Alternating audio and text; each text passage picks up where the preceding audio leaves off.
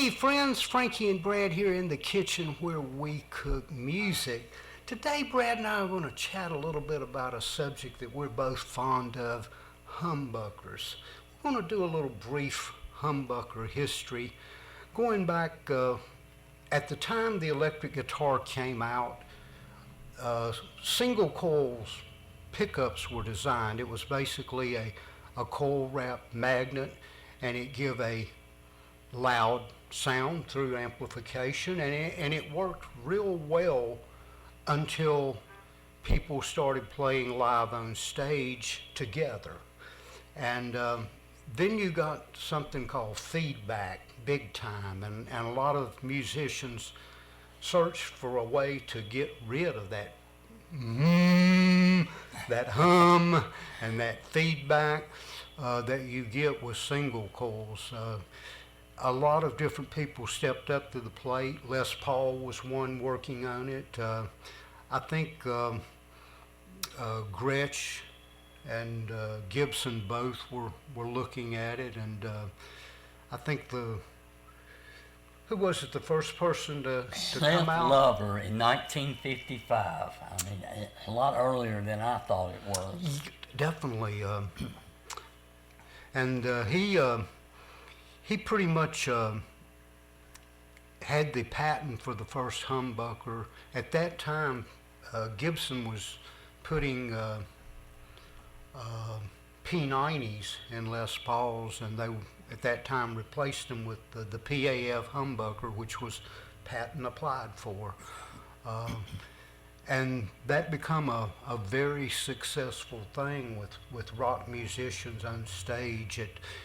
Instead of a single coil, when you hit a bar, it goes ching, and it keeps ringing until you hit the next chord. Where a humbucker is ching, stop, and it gives you more of a beat for loud music. More control. Yeah, good point. Definitely. Along about this time, Gretsch.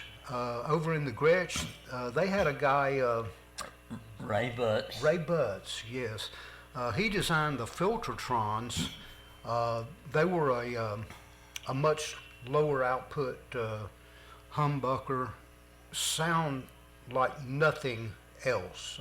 Yeah, I don't different. have a set of Filtertrons we can show you, but they're incredible pickups, predominantly used in Gretsch's, and I think Fender puts them in Telecasters, but great pickup. And then somewhere, I guess sometime later, a guy named Bill Lawrence started building humbuckers for Gibson, and yep. As well as later, selling them to the aftermarket. And on this guitar, you have a Bill Lawrence on the bridge, and you got a PAF on the neck. So, show us a little bit of what they sound like. Okay, in the rhythm position, the PAF.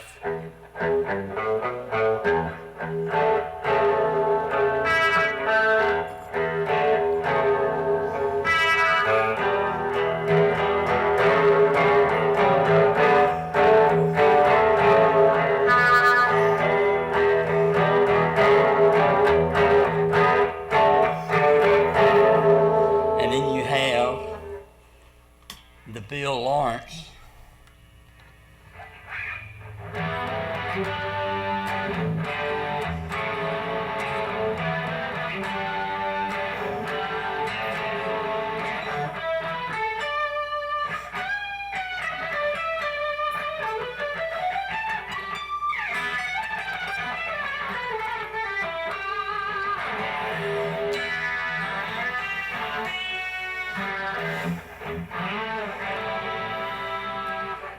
Real nice bite. Okay, next on the list, Seymour Duncan's.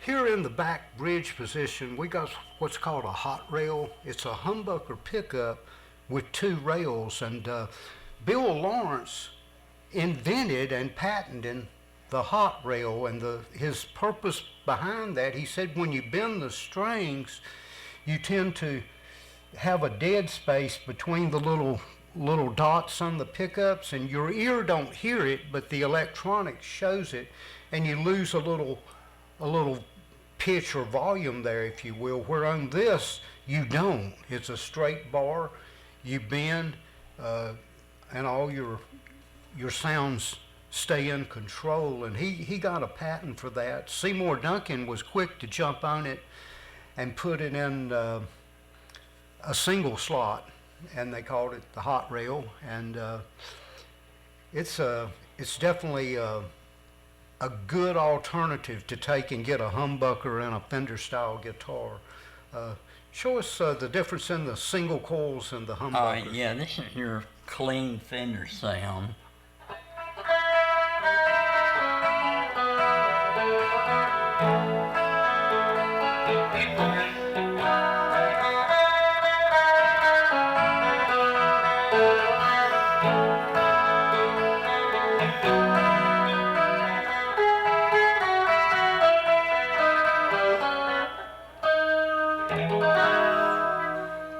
Really nice clean sound. Then your DiMarzio.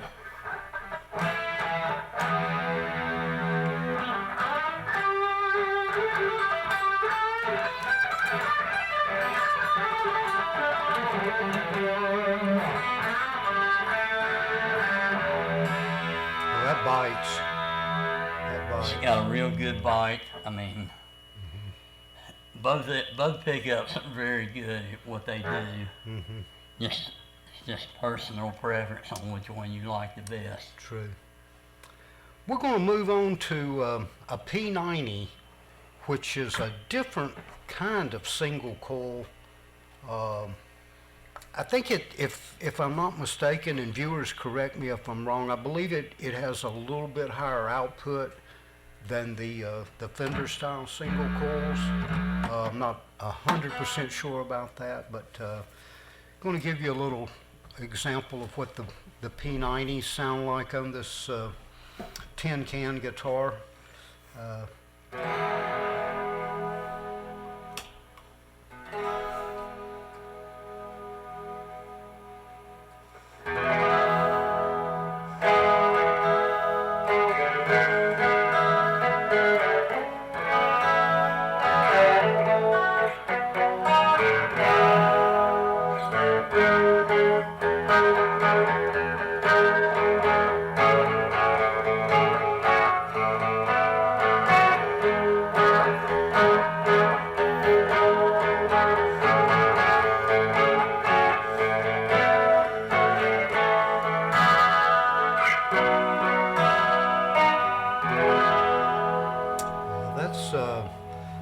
I don't know, Brad. What do you think? That's some kind of in-between sound. Yeah, I think the can has a lot to do with the sound that it puts out. Yeah, but it's I've always liked P90s.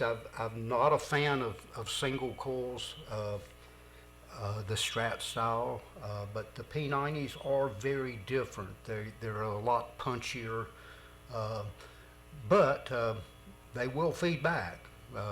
If you give them the chance.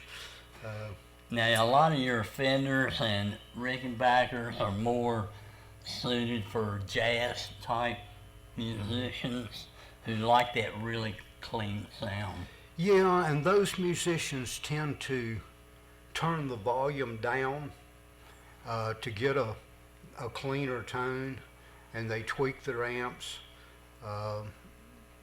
Whereas you get into the rock world, you use single coils on stage with other band members, and you've got to have the right placement, or you can have issues. There are people that have never had issues with them, like David Gilmour. I mean, Pink Floyd.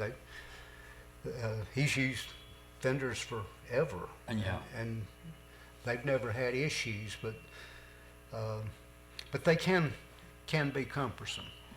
Now, I really enjoyed the story you told me about the Oh, the JBs, yeah.